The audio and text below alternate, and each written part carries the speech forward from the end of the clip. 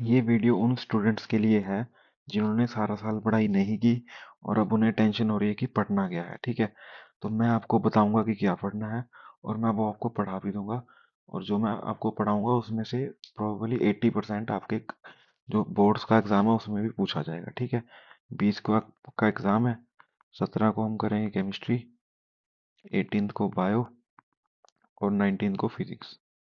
बस 3 दिन में हम पूरे साल की पढ़ाई कर लेंगे। ठीक है, तो शुरू करते हैं।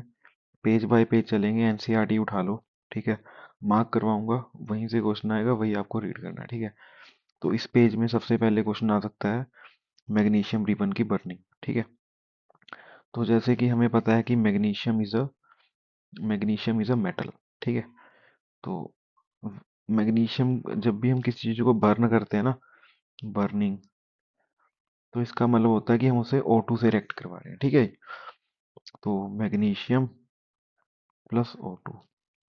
ठीक है, मैग्नीशियम प्लस O2। तो यार देखो, ये है मेटल और यह है oxygen. Metal plus oxygen will give metal oxide. ठीक है, कुछ नहीं करना, मेटल उठाना है, ऑक्सीजन उठानी है और दोनों को जोड़ देना है, तो बन गया MgO। ठीक है, मैग्नीशियम ऑक्साइड। ठीक है ना, और ये रिएक्शन हो गई। इसमें क्वेश्चन आएगा, क्वेश्चन पहले आता है वाई मैग्नीशियम रिबन। ये जो देख रहे हो तुम, इट्स एन मैग्नीशियम रिबन। ठीक है, ये वाला, ये मैग्नीशियम रिबन है। तो इसको बर्न करने से पहले हम पता क्या करते हैं, इसको सैंड पेपर से रब करते हैं। जो सैंड पेपर होता है ना, ठीक है, उससे इसको रब करते हैं। सैंड पेपर का यार क्या बोलते हैं उसको, मुझे नाम नहीं याद आ रहा क्या बोलते हैं अपनी भाषा में। ठीक है, तो उससे इसको रब करते हैं। तो why magnesium ribbon is rubbed with sand paper, ये क्वेश्चन पूछ सकते हैं। तो यार देखो, ये मैग्नीशियम रिबन है मान लो। ठीक है, इसके ऊपर ना एक लेयर होती है मैग्नीशियम ऑक्साइड की। ठीक है, मैग्नीशियम ऑक्साइड की लेयर होती है। इसको बर्न करने से पहले ना, इस मैग्नीशियम रिबन को बर्न करने से पहले इसके ऊपर की मैग्नीशियम ऑक्साइड की लेयर को हमें रिमूव करना होता है। इसलिए हम इसको सैंड पेपर से रब करेंगे। ठीक है, तो जैसे इसको सैंड पेपर से रब करेंगे ना, तो इसके ऊपर की मैग्नीशियम ऑक्साइड की लेयर रिमूव हो जाएगी। ठीक है, और हमें मिल जाएगा प्योर मैग्नीशियम। फिर हम उसकी बर्निंग करेंगे। एक क्वेश्चन यहाँ से ही बनता है। दूसरा क्वेश्चन आएगा ऑब्जर्वेशन क्या होती है। तो वही एनसीईआरटी के दूसरे पेज पे आ जाओ, ये लाइन रट लो। ऑब्जर्वेशन का अगर क्वेश्चन पूछेगा, देखो, magnesium ribbon Burns with a dazzling white flame. ठीक है, and changing into white powder. ठीक है ना, magnesium ribbon Burns with dazzling white flame and changes into white powder, ये इसकी होगी ऑब्जर्वेशन। अब भाई आगे जो क्वेश्चन आएगा ना, वो आएगा तुम्हारा इस रिएक्शन पे, ये वाली, ये बहुत इंपॉर्टेंट रिएक्शन है। ठीक है, तो देखो भाई, यहाँ पे इन्होंने करवाई है रिएक्शन। रिएक्शन किसकी करवाई है, लेड नाइट्रेट। लेड नाइट्रेट का फॉर्मूला ये PbNO3 के पैर में 2 प्लस Ki। पोटेशियम आयोडाइड है ना, हाँ ठीक है। ठीक है जी, ये रिएक्शन इन्होंने करवाई है यहाँ पे। तो यार यहाँ पर ना कुछ नहीं करना तुमने, Pb और K को, इनकी जो है पोजीशंस चेंज कर देनी। कहने का मतलब है कि KNO3 के साथ आ जाएगा और Pb I के साथ आ जाएगा और PbI2 बना देगा। ठीक है जी, ये इनकी रिएक्शन होगी। अब इस रिएक्शन में स्पेशल क्या है, ये PbI2 है, ये है येलो कलर। एक तो ये येलो कलर का होता है और इसके बनते हैं प्रेसिपिटेट। अब प्रेसिपिटेट क्या होते हैं भाई, प्रेसिपिटेट वो होते हैं जो जो सोल्यूशन में घुलेगा नहीं और नीचे बैठ जाएगा। ठीक है जी, precipitate are insoluble and will not dissolve in solution. ठीक है, and they will settle down. ठीक है, तो इस रिएक्शन को हम प्रेसिपिटेशन रिएक्शन भी बोल सकते हैं। और देखो, ये भी कलरलेस, ये भी कलरलेस, और यहाँ पे ये येलो कलर। तो एक ऐसी रिएक्शन है जहाँ पे कलर भी चेंज हो रहा है। ठीक है, तो इतना हो गया। अब यार एक्टिविटी में जल्दी से देख लेते हैं, यहाँ से नहीं मुझे लगता पूछेंगे। तो जिंक प्लस H2SO4, तुमने ये वहीं पे करवाना है, जिंक H की जगह जिंक लगा देना है, तो ZnSO4 बन गया प्लस H2। ठीक है जी। चलो, अब ये यहाँ से क्वेश्चन पूछ सकते हैं कि कोई ऐसी रिएक्शन बताओ जिसमें स्टेट चेंज हो रहा है, कलर चेंज हो रहा है, या गैस इवॉल्व हो रही है, या टेम्परेचर चेंज हो रहा है। ठीक है, तो ये अभी केमिकल रिएक्शन वाले चैप्टर में आगे रिएक्शंस आएंगी, तो जिस रिएक्शन में जो भी होगा उस रिएक्शन को हम इनका एग्जांपल बना देंगे आगे चलते चलते। ठीक है, अब एक यहाँ से क्वेश्चन आ सकता है बैलेंस्ड केमिकल इक्वेशन, कि बैलेंस्ड केमिकल इक्वेशन क्या होती है ना। तो बैलेंस केमिकल इक्वेशन क्या होगी? The reaction in which number of atoms in reactant side is equal to number of number of atoms in product side. ठीक है जी, जैसे ये रिएक्टेंट साइड है, ये प्रोडक्ट साइड है। यहाँ पे एक जिंक है, यहाँ भी एक जिंक है। ठीक है, यहाँ पे दो H2 है, यहाँ पे भी दो H2 है। अभी एक ऐसा है, एक ऐसा है, और ये एक चार ऑक्सीजन है, और यहाँ पे भी चार ऑक्सीजन है।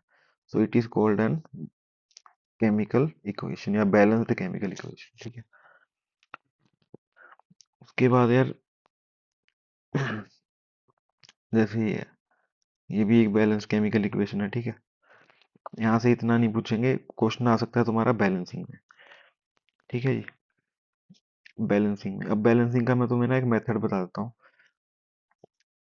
तुमने क्या करना है, जैसे इसको बैलेंस करना है हमने, Fe iron plus water will give Fe3O4 plus water plus H2। ठीक है, इसको बैलेंस करना है। अब बैलेंसिंग शुरू कहाँ से करनी है? सबसे पहले वो वाला कंपाउंड उठाओ जिसमें सबसे ज्यादा एटम है।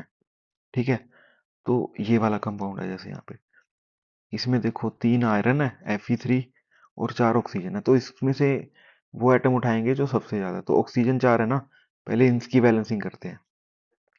अब यहाँ पे ऑक्सीजन कितने हैं? चार है ना, और यहाँ पे कितने हैं? यहाँ पे है ऑक्सीजन एक।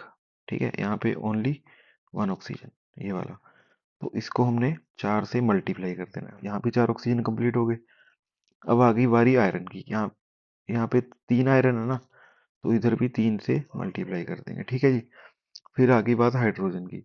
यहाँ पे कितने हाइड्रोजन है? 4 × 2 8, और यहाँ पे 4 से मल्टीप्लाई कर देंगे, तो ये भी 4 × 2 8 हो जाएगा।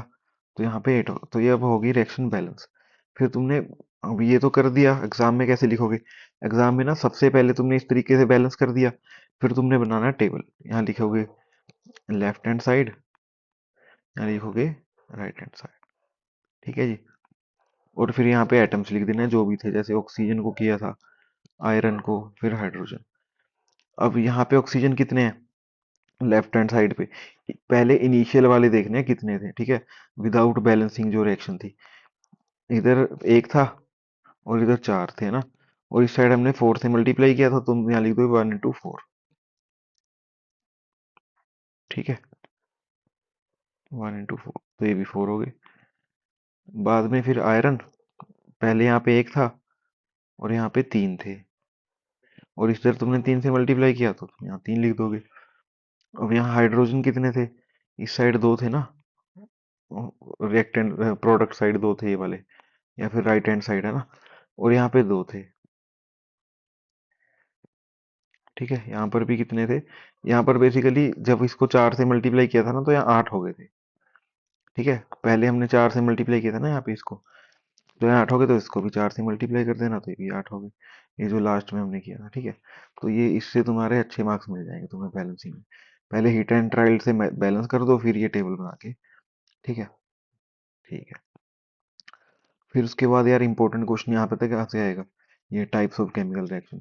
कॉम्बिनेशन में क्या है, नाम से ही पता चल रहा है कि दो चीजें कंबाइन होके एक बनाएंगी। ठीक है, जैसे ए प्लस बी कंबाइन होके एक प्रोडक्ट बनाएंगे जो होगा सी।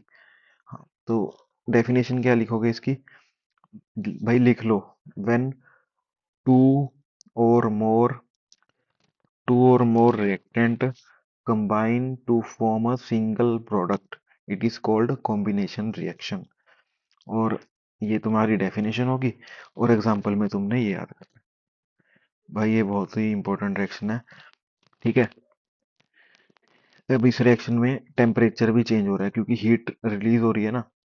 यहाँ पे देखो हीट भी बन रही है साथ में। तो ये बहुत रिएक्शन बढ़िया रिएक्शन है। यहाँ पे देखो, calcium oxide plus water will give calcium hydroxide plus heat. अब ये रिएक्शन का तो मैं बताता हूँ कहाँ कहाँ यूज कर सकते हो। एक तो ये तुम्हारी कॉम्बिनेशन हो गई, कॉम्बिनेशन रिएक्शन। दूसरा ये हो सकता है एक्सोथर्मिक रिएक्शन, उसका भी एग्जांपल है ये।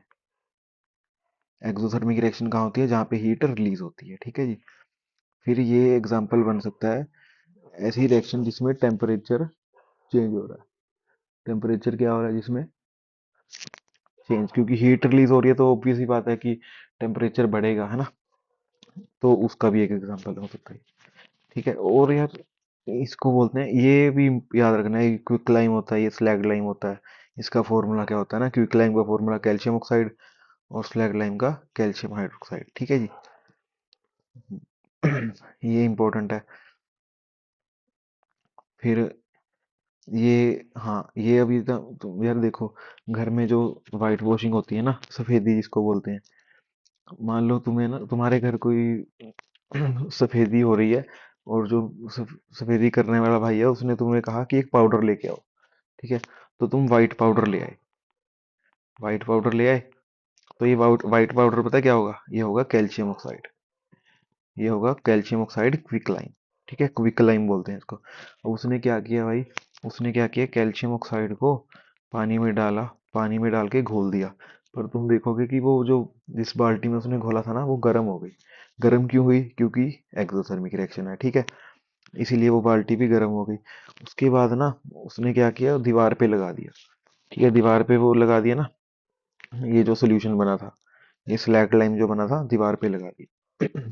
अब तुमने देखा कि यार शाइन नहीं आ रही है ना, पेंट जो सफेदी हुई है। पर फिर एक दो दिन बाद तुमने देखा कि शाइन आने लग गई। ये ऐसे ऐसे कैसे हो गया कि यार पहले तो शाइन आ नहीं रही थी, अब शाइन आने लग गई। तो यार मैं बताता हूँ क्या होता है।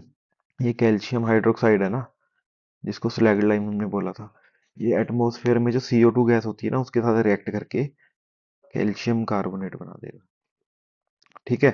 कैल्शियम कार्बोनेट बन गया, तो अब वो, ये कैल्शियम कार्बोनेट करता है शाइन, ठीक है। तो इसकी वजह से शाइन आने लग जाएगी। चलो, इम्पोर्टेंट इम्पोर्टेंट कर रहे हैं तो ज़्यादा डीप में नहीं जाएंगे टॉपिक के। फिर ये यहाँ से ना जो सबसे इम्पोर्टेंट मुझे लग रहा है कि इस बार आएगा, वो आएगा तुम्हारा डीकम्पोजिशन रिएक्शन। अब ये डीकम्पोजिशन रिएक्शन क्या है? डीकम्पोज होना मतलब टूटना, ठीक है जी। तो इसकी डेफिनेशन क्या लिखोगे, when a single reactant or substance decompose to give one two or more product, ठीक है। जैसे ए टूट कर बी और सी में कन्वर्ट हो गया, तो इसको बोलेंगे डीकम्पोजिशन रिएक्शन। अब डीकम्पोजिशन ना 3 टाइप्स की होती है, ठीक है। एक होती है फोटोलिसिस, एक होती है इलेक्ट्रोलिटिक डीकम्पोजिशन, इलेक्ट्रोलिसिस, या फिर होती है एक थर्मल डीकम्पोजिशन।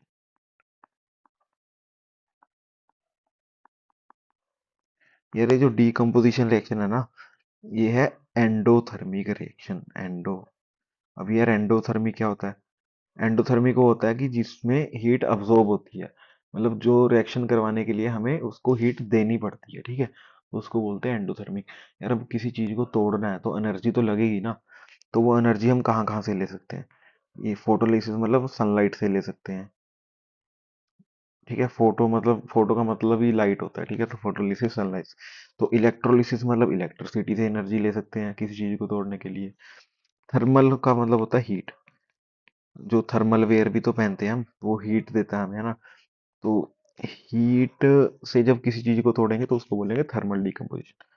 अब यार तुम इस रिएक्शन में देखो किस चीज का यूज हुआ है, हीट का यूज हुआ है, तो इस रिएक्शन को क्या बोल देंगे, थर्मल डिकम्पोजिशन। अब डिकम्पोजिशन देखते हैं इसमें हुई है या नहीं। एक रिएक्टेंट है, टूट के तीन चार बना गया, तो डिकम्पोजिशन तो हुई है, और किसकी वजह से हुई है, हीट की वजह से, तो इसको बोलेंगे थर्मल डिकम्पोजिशन, ठीक है। और ये भी इम्पोर्टेंट, ये रिएक्शन इजी है याद करने के लिए, अगर इसका एग्जांपल तुम्हें लिखना पड़ जाए, ये भी थर्मल डिकम्पोजिशन है। और यार थर्मल डिकम्पो लिखोगे कैसे कि थर्मल डिकम्पोजिशन, देखो व्हेन डिकम्पोजिशन ओकर with the help of heat, तो thermal, when decomposition occur with the help of electricity तो electrolysis, when decomposition occurs with the help of sunlight तो फोटोलिसिस हो गई। ठीक है, अब यार फोटोलिसिस के ना ये एग्जांपल बहुत इंपॉर्टेंट है, एनसीईआरटी उठाई हुई है तो ये एग्जांपल कर लेना। ठीक है, इसमें तुमने कुछ नहीं करना, एजी एजी एजीसीएल तोड़ के एजी अलग, सीएल टू अलग, एजीबीआर इसको तोड़ के एजी अलग, बीआर टू अलग। ठीक है जी, और इलेक्ट्रोलिसिस में कुछ क्या करना है हमने, इलेक्ट्रोलिसिस में हमने करवाएंगे वाटर की इलेक्ट्रोलिसिस, H2O यहाँ पे लिखेंगे इलेक्ट्रिसिटी, इलेक्ट्रिक करंट। ठीक है, और ये H2 + O2 बन जाएगा। अब यार यहाँ पे क्वेश्चन पता क्या बनता है, देखो अगर इसको बैलेंस करोगे ना तुम तो यहाँ 2H2O आएगा। ठीक है, ठीक है, इसको बैलेंस कर दिया। अब यार तुम देखोगे दो मॉलिक्यूल आ रहे हैं हाइड्रोजन के और एक मॉलिक्यूल आ रहा है ऑक्सीजन का। इसका मतलब है कि hydrogen released in this reaction is double the amount of oxygen release. ठीक है, ठीक है ना ये। हाँ, अब यार यहाँ पे एक और क्वेश्चन पूछ सकते हैं कि एनोड पे कौन सा क्या, अब दो गैसेस बन गई है, H2 भी गैस है ऑक्सीजन भी गैस है, तो एक गैस जाएगी एनोड पे, एक गैस जाएगी कैथोड पे। अब कैथोड पे चार्ज क्या होता है, नेगेटिव, एनोड पे चार्ज क्या होता है, पॉजिटिव। ठीक है, तो तुमने इस कैसे याद रखोगे इसको,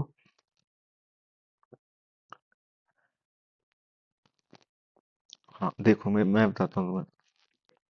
यहाँ पे क्या होगा, एनोड पे नेगेटिव चार्ज है ना, तो एच एच जाएगा, एच पॉजिटिव जाएगा एनोड पे, सॉरी इस पे कैथोड पे नेगेटिव चार्ज है ना, तो एच पॉजिटिव जाएगा कैथोड पे और ये बन जाएगा H2, और एनोड पे जाएगा ऑक्सीजन। ठीक है जी, और कैथोड पे जो गैस रिलीज होगी वो डबल होगी। ठीक है, मतलब डबल द अमाउंट होगी। ठीक है, जैसे ये क्वेश्चन है, why the amount of gas collected in one of the test tube is double, क्योंकि डबल क्यों है, क्योंकि जब बैलेंस केमिकल इक्वेशन में हाइड्रोजन के दो मॉलिक्यूल प्रोड्यूस होते हैं और ऑक्सीजन का एक होता है। फिर यार आगे डिस्प्लेसमेंट रिएक्शन, डिस्प्लेसमेंट रिएक्शन की डेफिनेशन क्या लिख के आओगे अगर पूछा तो, when when more reactive element displaces less reactive element from its compound. अभी नहीं समझ आया तो मैं समझाता हूँ, देखो मान लो ये है एक आयरन Fe, ठीक है, प्लस कॉपर सल्फेट। अब ये कंपाउंड है और ये आयरन है, वेर यहाँ पे पता क्या होता है, iron is more reactive than copper. ठीक है, iron is more reactive than copper. तो ये जो SO4 है ना, ये वाला जो SO4 है, ये कहेगा यार, अब इनको क्या चाहिए होता है कि एटम ना रिएक्टिव होने चाहिए, कैसे होने चाहिए, रिएक्टिव, तो इनको मजा आता है उनके साथ रहने में। तो SO4 कहेगा कि यार मैं कॉपर के साथ क्यों रह रहा हूँ, मैं जाऊंगा आयरन के साथ। Why, because iron is more reactive. तो ये बना देगा FeSO4 प्लस कॉपर। अब यार इन्होंने कॉपर को अलग कर दिया। ठीक है, कॉपर को इन्होंने क्या कर दिया, अलग कर दिया आयरन ने। क्यों किया, क्योंकि आयरन वाज मोर रिएक्टिव। ठीक है जी, डेफिनेशन लिख ली और ये एग्जांपल कर लेनी है तुमने। तो ये है डिस्प्लेसमेंट रिएक्शन। क्या है ये, डिस्प्लेसमेंट। देखो यहाँ आयरन ने कॉपर को डिस्प्लेस कर दिया। ठीक है जी, डबल डिस्प्लेसमेंट क्या लिखोगे, डबल डिस्प्लेसमेंट में पता क्या होता है, देखो when when atoms displaces each other from their compound it is called double। यार ये मुझे लगता आएगा पर देखो फिर भी करना पड़ेगा। सोडियम और बेरियम, बस ये देखो सोडियम Cl के साथ चला जाएगा तो NaCl बना देगा, ये बड़ा NaCl, और ये BaSO4 के साथ चला जाएगा तो BaSO4 बना देगा, ये रहा बेरियम सल्फेट। ठीक है जी, तो ये होती है डबल डिस्प्लेसमेंट। अब इसी रिएक्शन को ना प्रेसिपिटेशन रिएक्शन भी बोल रहे हैं। क्यों, पहले ही पढ़ा था ना हमने अभी कि प्रेसिपिटेट बनता है जो इनसॉल्युबल होता है ना, तो इसीलिए इस रिएक्शन को भी प्रेसिपिटेशन रिएक्शन कह सकते हैं। ठीक है, देखो ये प्रेसिपिटेट पड़ा जो इसमें घुला ही नहीं, और ये प्रेसिपिटेट किसका है, किसका है प्रेसिपिटेट, ये है बेरियम सल्फेट का प्रेसिपिटेट। क्योंकि NaCl क्या होता है, ये होता है नमक, और नमक तो पानी में घुल जाता है ना। ठीक है, यही बचा फिर बेरियम सल्फेट जो नहीं घुल पाया, तो इसने प्रेसिपिटेशन रिएक्शन बना दी। फिर यहाँ पे ना क्वेश्चन आ सकता है भाई, ऑक्सीडेशन एंड रिडक्शन, ये क्या होता है? ऑक्सीडेशन होता है एडिशन ऑफ ऑक्सीजन, ऑक्सीडेशन नाम से ही पता चल रहा है ना, एडिशन ऑफ ऑक्सीजन। भाई किसी भी चीज में ऑक्सीजन ऐड होगा तो ऑक्सीडेशन रिएक्शन। ठीक है जी, रिडक्शन में क्या होगा? Removal of oxygen. Oxidation reduction में मैं तुम्हें बताता हूँ, यार सारी खेल है ऑक्सीजन की और हाइड्रोजन की। ठीक है, ऑक्सीडेशन में मैंने तुम्हें बताया कि एडिशन ऑफ ऑक्सीजन हो गया, या फिर रिमूवल ऑफ हाइड्रोजन हो गया, रिमूवल ऑफ हाइड्रोजन। ठीक है जी। और रिडक्शन में क्या हो गया? रिडक्शन में होगा एडिशन ऑफ हाइड्रोजन और removal of oxygen, removal of oxygen. ठीक है भाइयों, ओके। चलो जी, अब अब ये रिएक्शन करके देखते हैं ना भाई कैसे होती है ये। तो यार देखो, जैसे ये है कॉपर। अच्छा ये छोड़ो, हमने वो रिएक्शन की थी ना, मैग्नीशियम रिबन को बर्न करते थे, मतलब ऑक्सीजन से रिएक्ट करवाते थे, तो Mg+O2। अभी देखो इनिशियली मैग्नीशियम के पास कोई ऑक्सीजन नहीं है, पर जब ये ऑक्सीजन से रिएक्ट किया तो ये MgO बन गया। तो यहाँ पे इसके अंदर क्या हो गया? ऑक्सीजन का एडिशन हो गया। तो उस रिएक्शन को क्या बोलेंगे? ऑक्सीडेशन। ठीक है।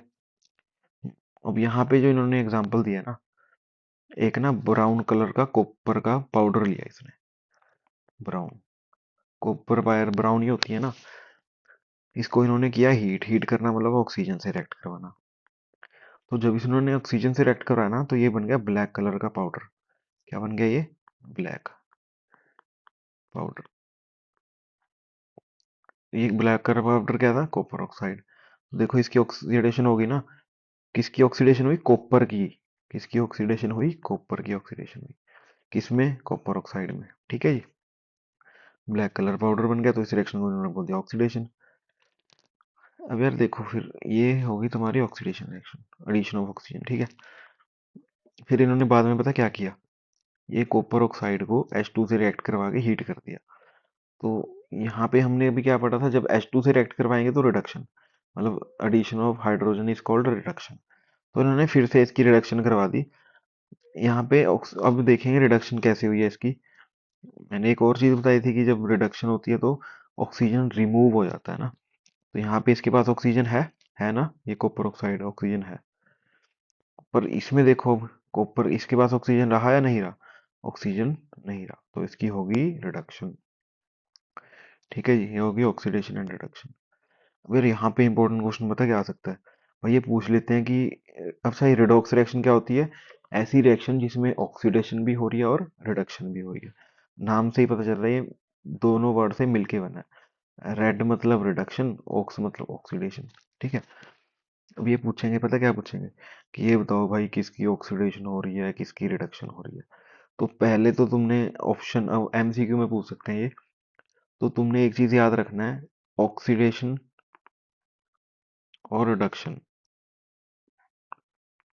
जिसकी भी होगी ना, वो इस साइड होगा। वो किस साइड होगा? रिएक्टेंट साइड होगा। प्रोडक्ट साइड वाले कोई भी ऑप्शन तुमने नहीं उठाने। ठीक है जी। तो कोई भी ऑप्शन जिसमें तुम्हें MnCl2 दिखे, H2O दिखे, Cl2 दिखे, ये तो तुमने टिक करके ही नहीं आने, ये वाले करोगे, इस साइड वाले। अब यार ध्यान से देखेंगे कि यहाँ पे MnO2 है, क्या है? MnO2, ये क्या बन गया? MnCl2। ऑक्सीजन पहले था अब नहीं है, मतलब ऑक्सीजन रिमूव हुआ है, तो इसकी होगी रिडक्शन। अब यहाँ पे दूसरा रिएक्टेंट है हमारा HCl, इसमें कोई ऑक्सीजन नहीं है, पर ये HCl क्या बन गया? वाटर बन गया। अब मतलब वाटर है तो ऑक्सीजन ऐड हुआ है इसमें, तो उसकी हुई है ऑक्सीडेशन। ठीक है जी, एक ये पढ़ लो, और एक करोजन की डेफिनेशन अगर पूछ ली तो क्या लिख के आओगे? करोजन में से थर्ड चैप्टर में भी हमने पढ़ना है, इंपॉर्टेंट है ये भी। तो when metal surface is attacked by corroid like moisture and air, it is called corrosion। ये भी लिख लो। ठीक है जी। और रेंसिडिटी की डेफिनेशन क्या लिख के आओगे? ये वाला देखो, when fats and oil oxidize they become rancid। ठीक है, and their smell and taste change। ये तुमने पढ़ लेना। तो ये हो गया हमारा चैप्टर 1। ये जो मैंने तुम्हें बताया ना, ये पढ़ लो और ये वाले एनसीईआरटी वाले क्वेश्चन कर लेना। ठीक है, तो भाई इसमें से ही तुम्हारा क्वेश्चन पूछेंगे वो। ठीक है, इससे बाहर का कुछ नहीं आएगा। मिलते हैं चैप्टर नंबर 2 पे, ठीक है, नेक्स्ट वीडियो में।